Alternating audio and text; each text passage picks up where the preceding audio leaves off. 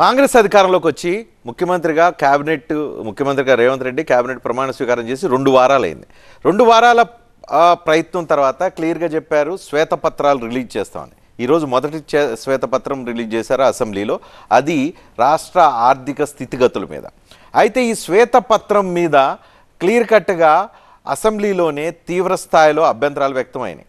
ఏంటి అభ్యంతరాలు అని అంటే, శ్వేతపత్రం తప్పులు తడగ్గా ఉంది, శ్వేతపత్రంలో వాస్తవాలు పక్కన పెట్టారు, అవాస్తవాలన్నీ చొప్పించారు అని చెప్పి చాలామంది సభ్యులు చెప్పారు.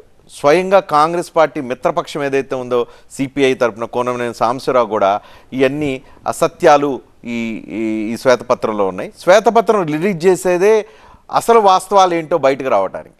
అలాంటప్పుడు ఈ అసలు వాస్తవాలు బయటకు రాకుండా అర్ధసత్యాలతో రావటం ఏంటి అనేది MIM, BRS, CPI, even BJP అందరూ ఇదే తరహాలో మాట్లాడటం కాంగ్రెస్కు కొంత ఇరుకునబడినట్టు అయిన పరిస్థితి కనిపిస్తుంది.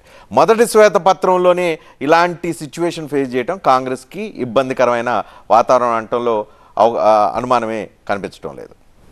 మేము కాగ్ రిపోర్ట్ ఇప్పుడే నెట్లో ప్రింట్అవుట్ తీస్తే అధ్యక్ష, బడ్జెట్ ఎస్టిమేట్స్ కర్ణాటకది 2,31,142 కోట్లుంటే ఇక్కడ 2,31,642 కోట్లుగా చూపించారు. ఎక్స్పెండిచర్ విషయంలో కూడా అధ్యక్ష 2,61,932 కోట్లను చూపించారు. కానీ కాగ్ రిపోర్టు నివేదిక ఆధారంగా ఎక్స్పెండిచరు 2,54,525 కోట్లు, అంటే దాదాపు 7,000 కోట్లు ఎక్స్పెండిచర్ ఎక్కువ చూపించినట్టుగా ఈ కాగ్ రిపోర్ట్ను బట్టి చూస్తాం. అంటే మొత్తంగా తప్పుల తడకతోని ఈ వివరాలను వాళ్ళు పొందుపరిచిండ్రు. వాళ్ళు కేవలం ఇదంతా కూడా ఒక గత ప్రభుత్వాన్ని బదనాం చేయాలనేటువంటి ధోరణి కనబడతా ఉంది అధ్యక్ష. In your white paper, very conveniently, you are using RBI, you are using CAG, you are using Telangana budget in brief. So I want to know, and in fact I would say that we all would like to know, shall we follow RBI, shall we follow CAG, or shall we follow Telangana budget in brief? చాలా anomalies జరిగాయి.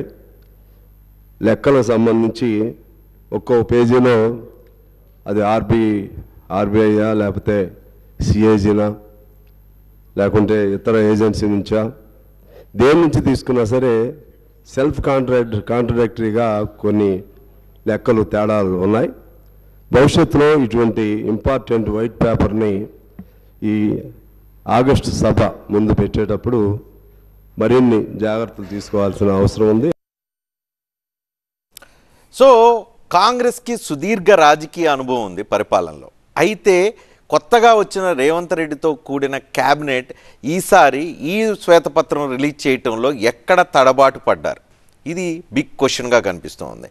కాంగ్రెస్ అనుభవం పక్కన పోయిందా, లేదంటే శ్వేతపత్రం హడావుడిగా తయారు చేసే ప్రయత్నం చేశారా, లేదంటే హరీష్ రావు అనుమానిస్తున్నట్లుగా ఆంధ్రప్రదేశ్కు చెందిన మాజీ ఐఏఎస్లతో సస్పెండ్ అయిన ఐఏఎస్లతో శ్వేతపత్రాలు తయారు చేయించారా, లేదంటే ఏదో రకంగా మమ అనిపిద్దామని అనుకునే విధంగా శ్వేతపత్రాన్ని రిలీజ్ చేశారా? ఇట్లాంటి రకరకాల విమర్శలకు కారణమైంది కాంగ్రెస్ పార్టీ ఈరోజు విడుదల చేసిన శ్వేతపత్రం. శ్వేతపత్రాలతో బీఆర్ఎస్ని ఇరుకుని పెడదామనుకుంటే శ్వేతపత్రంలో తప్పులు లేకపోతే శ్వేతపత్రంలో ఉన్న అంకెల ఏవైతే ఉన్నాయో అంకెల్లో స్పష్టత లేకపోవటం వల్ల ఇప్పుడు కాంగ్రెస్ ఉల్టా ఇరుకుని పడాల్సిన పరిస్థితి కనిపిస్తుంది.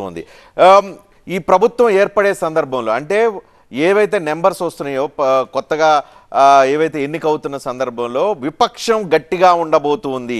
ప్రధానంగా బీఆర్ఎస్ 39 ఎమ్మెల్యేలతో బలమైన ప్రతిపక్ష పాత్ర పోషించబోతుంది అని ఏదైతే చెప్పామో అదే తరహాలో అసెంబ్లీలో రోజువారీ జరుగుతున్న కాన్వర్జేషన్స్ చూస్తుంటే, అధికార విపక్షాల మధ్య జరుగుతున్న కాన్వర్జేషన్ చూస్తుంటే ఒకటైతే ఒప్పుకోవాలి, గత 10 సంవత్సరాల్లో లేని ఒక సీరియస్ కాన్వర్జేషన్ తెలంగాణ అసెంబ్లీలో అయితే క్లియర్గా కనిపిస్తుంది. ప్రజాస్వామ్యానికి ఇది నెంబర్ 1 మంచిది.